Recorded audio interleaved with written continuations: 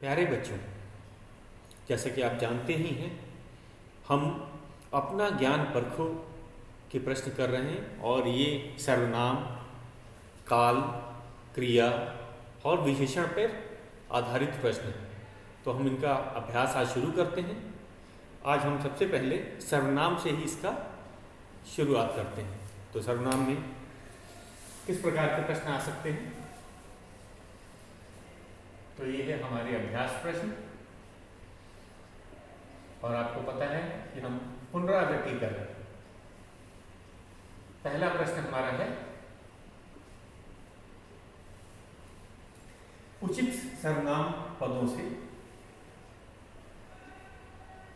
उचित सर्वनाम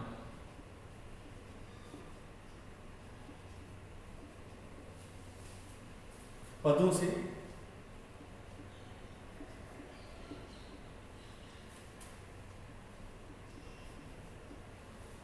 वाक्य पूरे करो। वाक्य पूरे करो पहला है। और हमें एक सूची दे रखी है कौन कौन से सर्वनाम शब्दों का हमें चुनाव करना है वाक्य को पूरा करने के लिए। अगर ये परीक्षा में शब्द न भी दिए जाए सर्वनाम को, तभी भी हम कर सकते हैं। अगर दिए हैं तो हमें उन्हें देख के करना है। उसके, मुझे,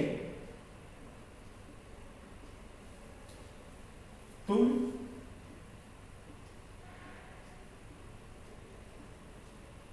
यह, मेरे,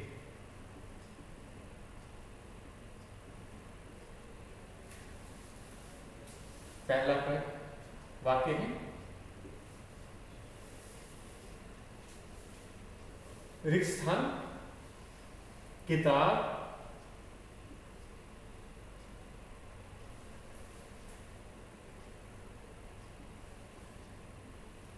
रिक्त स्थान 2। दूसरा वाक्य है हमारा, रिक्त स्थान, पैर में दर्द है। तीसरा, रिक्त स्थान, क्यों रो रहे हो?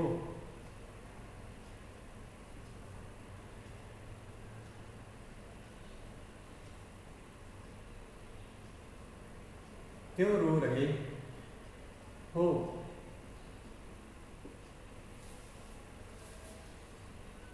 यह है प्रश्नवाचक चिन्ह।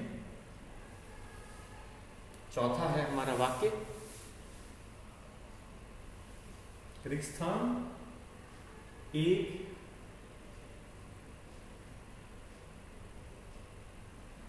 बेटा है। तो वाक्य दिए हुए हैं, सर्वनाम भी हमें दिए हुए हैं। हमें सही सर्वनाम का प्रयोग करके वाक्य को पूरा करना है। तो इस तरह के प्रश्न दिए जा सकते हैं। आप इसके लिए भी तैयार रहिएगा कि आपको सर्वनाम शब्द अगर नहीं दिए जाते हैं तो आप उचित सर्वनाम शब्द का प्रयोग करते हुए वाक्य को पूरे कर सकते हैं। तो शुरुआत करते हैं। पहला वाक्य, रिक्त स्थान, किताब 2। तो यह किताब मुझे दो। तो हमने किस किस का प्रयोग किया?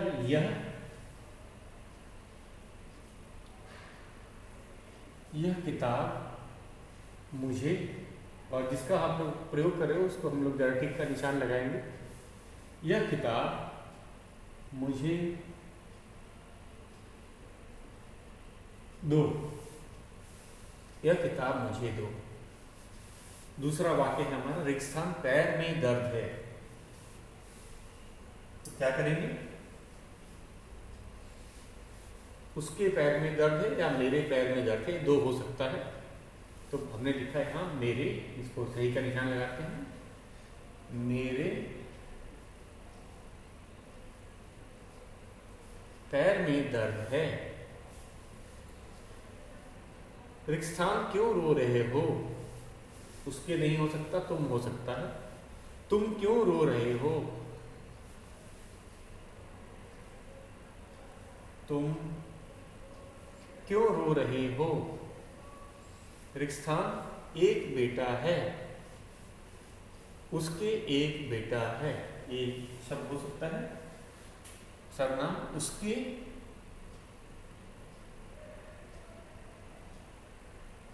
एक बेटा है।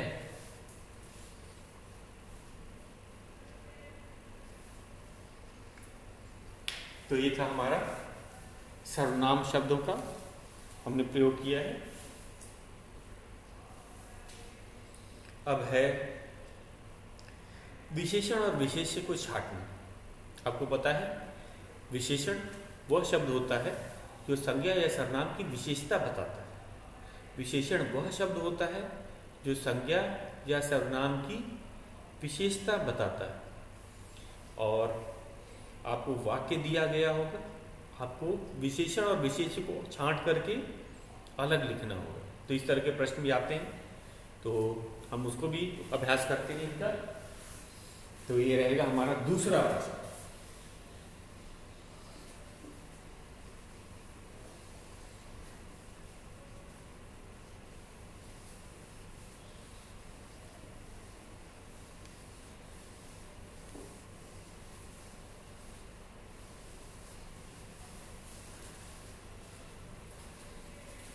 प्रश्न रहेगा दूसरा, विशेषण और विशेष छांट कर अलग अलग लिखो। विशेषण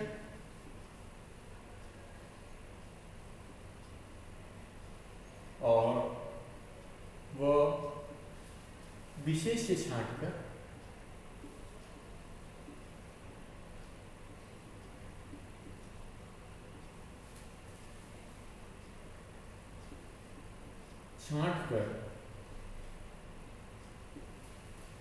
अलग अलग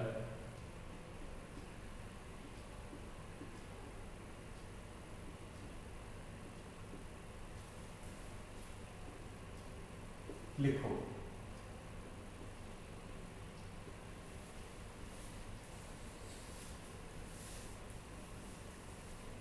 आगे चलते हैं। वाक्य दिए हैं, हम वाक्यों को लिख रहे हैं पहले और फिर विशेषण और विशेष्य को लिखा जाएगा। तो हमारा पहला वाक्य है,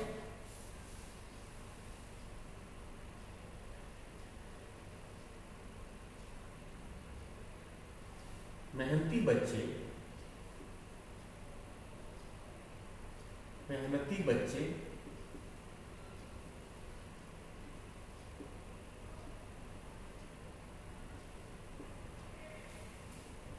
जीवन में सफल होते हैं।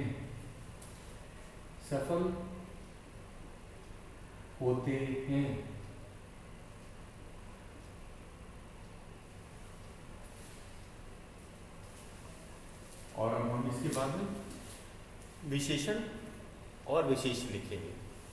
तो इसकी भी सूची मैं बना लेता हूं। विशेषण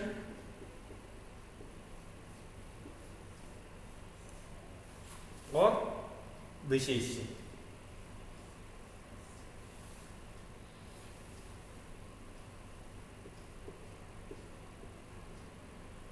विशेषण और विशेष्य, पहले हम विशेषण लिखेंगे और फिर विशेष्य लिखेंगे। दूसरा है हमारा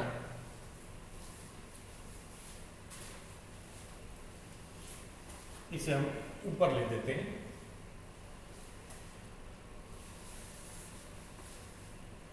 अलग अलग लिखें, अलग अलग लिखें।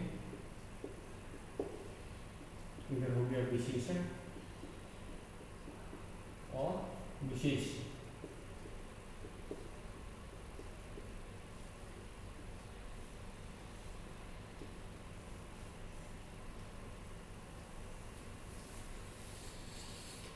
तो शुरुआत करते हैं पहले वाक्य से। मेहनती बच्चे जीवन में सफल होते हैं। आपको पता है मेहनती विशेषण शब्द है, क्यों? क्योंकि वो संज्ञा बच्चे की जो विशेषता बता रहे। किस कैसे बच्चे? मेहनती बच्चे। तो मेहनती विशेषण हो गया, और जिस संज्ञा की विशेषता बतलाई जा रही हो उसे विशेष्य कहा जाता है। तो बच्चे हो गया विशेष्य, मेहनती विशेषण, बच्चे विशेष्य। विशेष्य अरे बच्चे जो है संज्ञा है, इसकी विशेषता बतलाई जा रही कि कैसे बच्चे? मेहनती बच्चे। तो मेहनती विशेषण है, तो हम ठीक विशेषण के नीचे मेहनती लिखेंगे।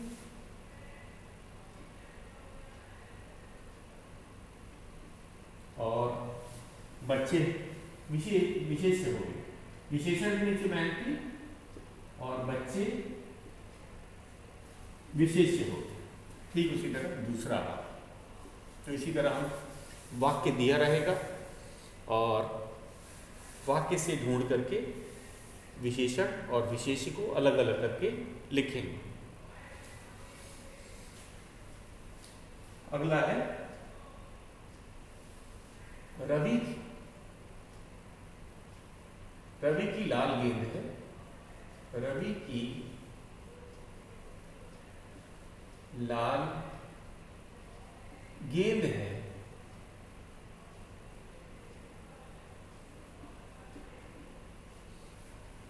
वाक्य पहले लिख लेते हैं। जब हमारा तीसरा वाक्य है,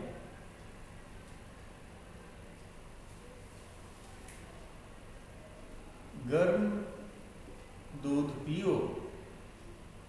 गर्म दूध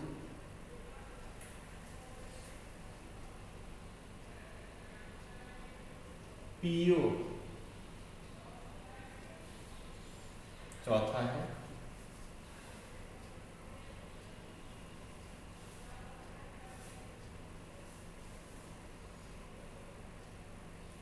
काला घोड़ा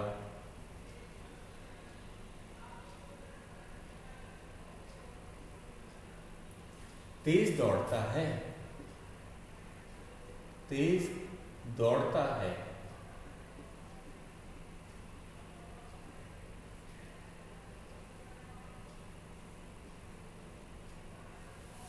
काला घोड़ा तेज दौड़ता है। अगला है पांचवा वाक्य हमारा।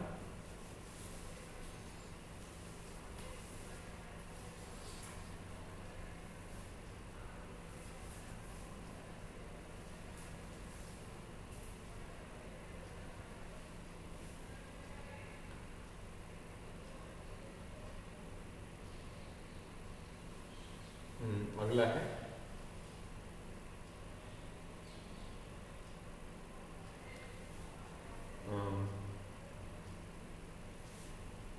लाल गेंद हो गया।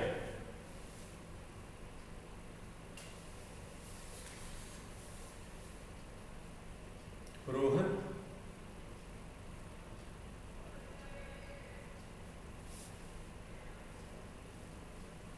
एक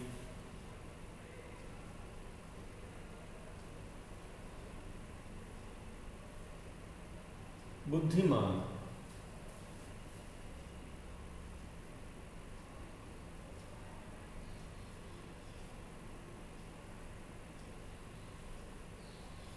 बालक है।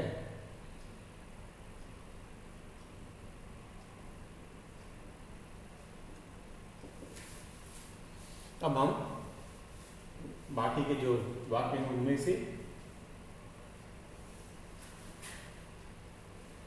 विशेषण और विशेष्य को छांट करके लिखेंगे।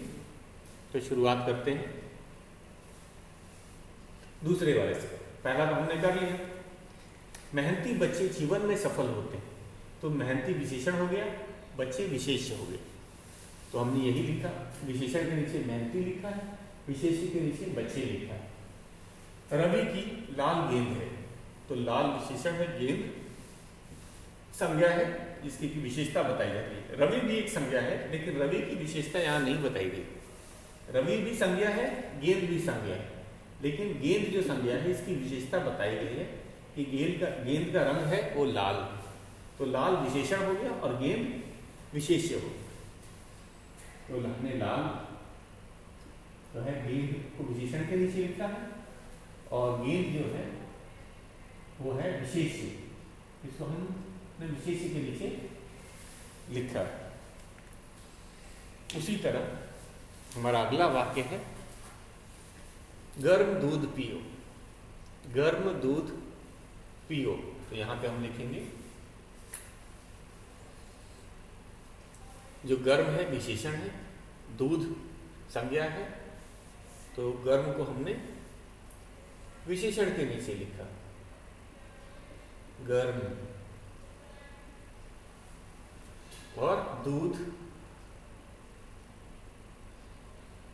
हमने विशेष्य के नीचे लिखा। काला घोड़ा तेज दौड़ता है, घोड़ा की विशेषता क्या है, वह काले रंग का है। घोड़ा संज्ञा है, उसकी विशेषता है कि वह काले रंग का है, तो हम यहाँ पे इसमें काला विशेषण हो गया, काला विशेषण हो गया, और घोड़ा, घोड़ा संज्ञा हो गया। अरे वह संज्ञा तो एक जो विशेषता बताता है उसे विशेष्य कहते हैं। विशेष्य की क्या परिभाषा है, वह संज्ञा या सर्वनाम जिसकी विशेषता बतलाई जाए, तो इसीलिए हमने इसे रखा। और अंतिम वाक्य हमारा है रोहन एक बुद्धिमान बालक है। तो बुद्धिमान और बालक, रोहन भी संज्ञा है लेकिन रोहन की विशेषता नहीं है, लेकिन बालक की क्या विशेषता है कि बुद्धिमान, तो बुद्धिमान विशेषण हो गया, बालक विशेष्य हो गया। तो हम यही लिखेंगे बुद्धिमान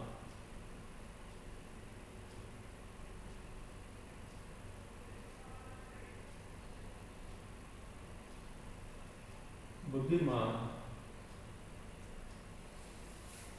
और बालक हो गया विशेष्य, बुद्धिमान बालक। तो इसी तरह वाक्य दिए होंगे और आपको उस वाक्य में से विशेषण और विशेष्य को छांटना आना चाहिए। अब है कुछ रिक्त स्थान की पूर्ति करो, जिसके अंदर हम कहेंगे वचन, लिंग और क्रिया से संबंधित प्रश्न भी पूछे जा सकते हैं, तो इसको भी कर लेते हैं। ये रहेगा हमारा तीसरा प्रश्न, यह प्रश्न हमारा तीसरा प्रश्न रहेगा।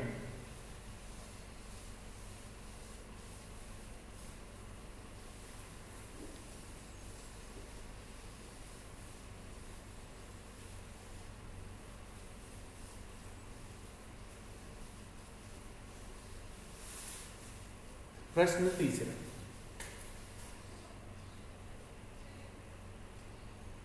प्रश्न तीसरा है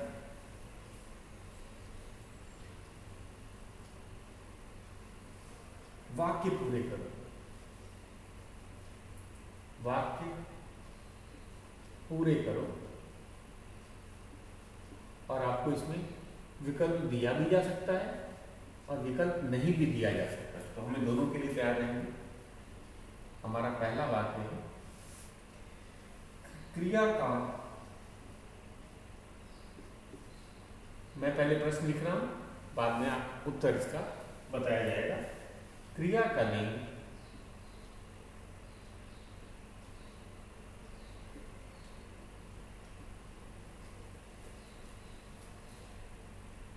रिक्त स्थान के अनुसार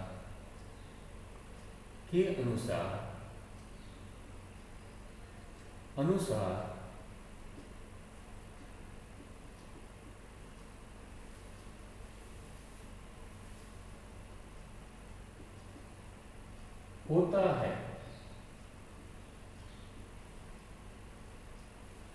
विकल्प दे रखा है, कर्ता, दूसरा है सर्वनाम।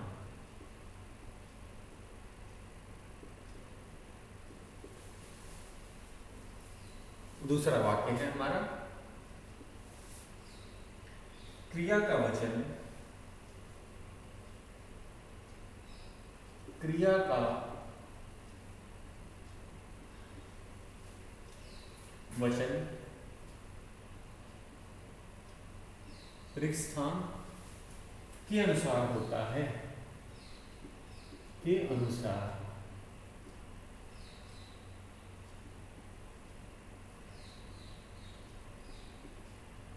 होता है। विकल्प है संज्ञा और कर्ता, संज्ञा या कर्ता।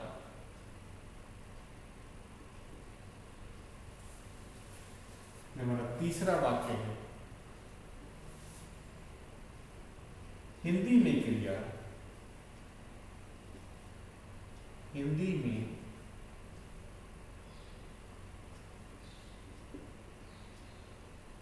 क्रिया, हिंदी में क्रिया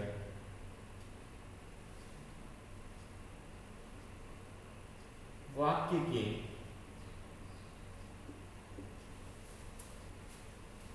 रिक्त स्थान में आती है, में आती है।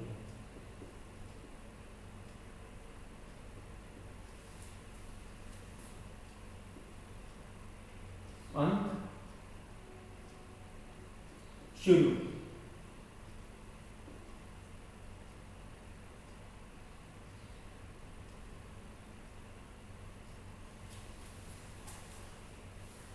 चौथा वाक्य है क्रिया के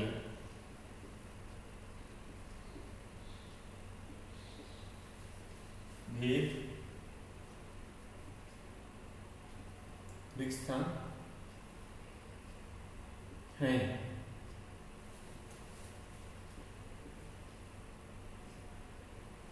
2 3 तो इसमें विकल्प दिए हैं। अगर परीक्षा में विकल्प नहीं भी दिए हैं तभी भी आप उसे करना पड़ेगा और बहुत आसान है। जैसे पहला है क्रिया का लिंग के अनुसार होता है। जो क्रिया का लिंग होता है वह किसके अनुसार होता है, कर्ता या सर्वनाम। तो हम जानते हैं क्रिया का लिंग कर्ता के अनुसार होता है। क्रिया का लिंग जैसे कि लड़की पढ़ती है, तो क्रिया क्या हो गया इस वाक्य में, पढ़ती है, वह क्रिया का लिंग हो गया। अगर लड़का पढ़ता है तो पढ़ती है, पढ़ता है किसके अनुसार बदला, वो बदला कर्ता के अनुसार, कर्ता के अनुसार। यहाँ पे जैसे कर्ता अगर लड़की है तो हम बोलते हैं लड़की पढ़ती है।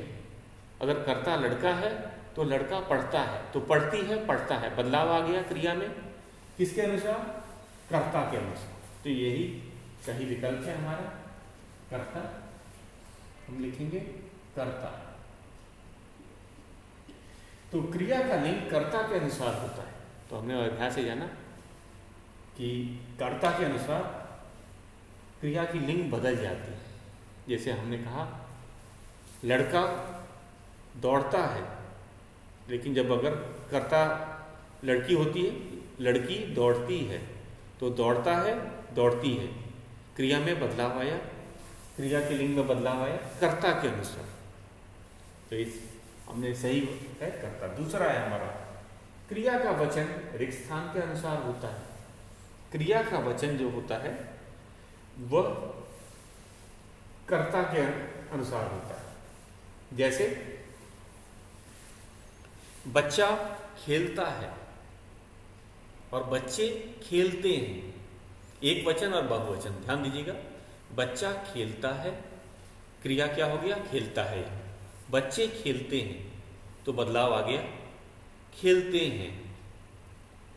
बच्चा खेलता है, बच्चे खेलते हैं, तो ये बदलाव आ गया। क्रिया का वचन किसके अनुसार आया, कर्ता के अनुसार। तो हमने क्या देखा, कर्ता यहाँ पे आएगा, क्रिया का वचन कर्ता के अनुसार होगा। तो वचन और लिंग जो क्रिया का है वो कर्ता के अनुसार ही होता है, तो हमने जाना।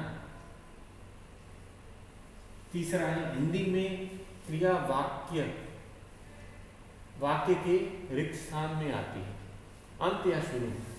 हम देखते हैं कोई भी वाक्य होता है हिंदी में जो क्रिया वाक्य के अंत में आती है, जैसे रवि दौड़ता है, राहुल लिखता है, हम सब गीत गाते हैं, तो गाते हैं, लिखता है, दौड़ता है।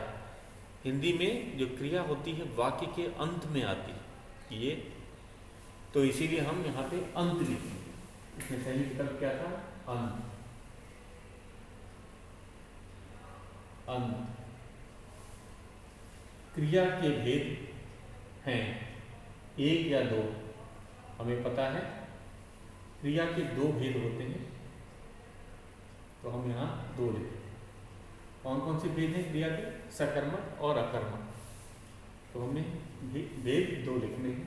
तो एक बार फिर से दोहरा लेते हैं, क्रिया का लिंग कर्ता के अनुसार होता है, तो कर्ता ही सही विकल्प है। क्रिया का वचन कर्ता के अनुसार होता है, तो यहाँ कर्ता सही विकल्प है। हिंदी में क्रिया वाक्य के अंत में आती है, अंत सही विकल्प है। क्रिया के भेद दो हैं, कितने हैं, दो, तो दो को हमने दो लिखा। तो इसी तरह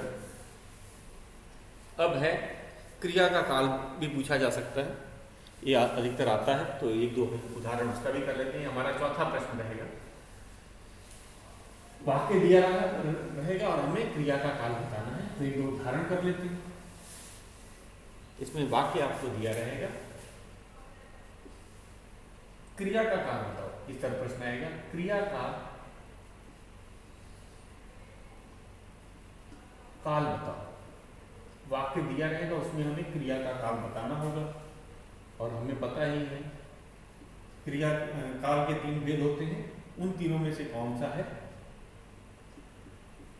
काल के कौन कौन से भेद हैं, वर्तमान काल, भूतकाल, भविष्य काल।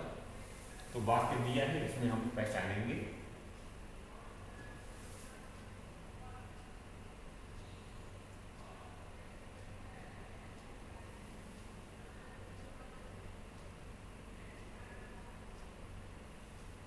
पहला है,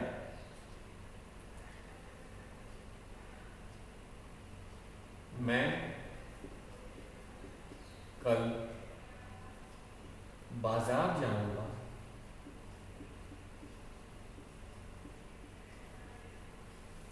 मैं कल बाजार जाऊंगा। दूसरा वाक्य है,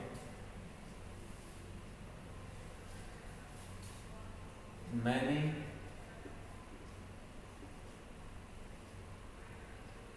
कल मेला देखा।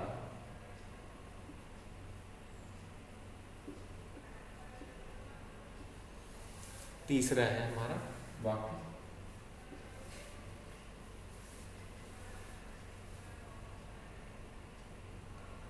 राहुल पार्क में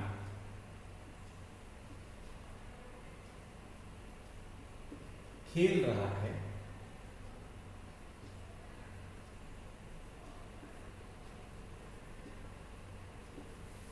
राहुल पार्क में खेल रहा है।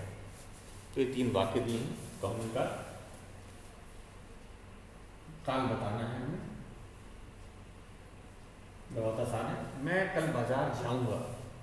तो अभी ये जाऊंगा मतलब ये काम आने वाले समय में होगा, तो ये भविष्य काल या भविष्यत काल कहलाएगा। भविष्यत या भविष्य दोनों ही सही है। काल, भविष्यत काल मैंने लिखा है। मैंने कल मेला देखा। मैंने कल मेला देखा मतलब ये देखा, हमें पता चल रहा है जो क्रिया का काल, ये काम हो चुका है, तो ये भूतकाल, भूतकाल। तीसरा है, राहुल पार्क में खेल रहा है। तो ये बोले जाते समय भी ये काम चल रहा है, तो इसे वर्तमान काल कहेंगे, वर्तमान काल। तो बच्चों इसी तरह हम अपना ज्ञान परखो का अभ्यास जारी रखेंगे। आज के लिए बस इतना ही।